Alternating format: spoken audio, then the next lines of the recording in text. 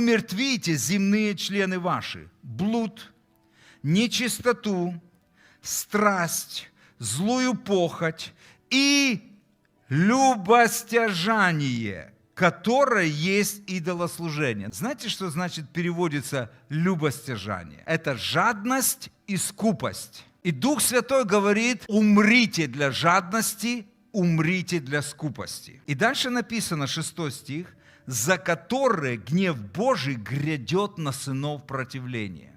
То есть, если я сегодня остаюсь скупым человеком, нещедрым, жадным человеком, то Богу это не нравится. Богу нравятся щедрые люди. Знаете почему?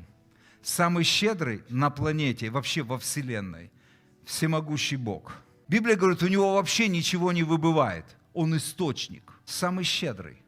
Он отдал самое дорогое, Сына Своего.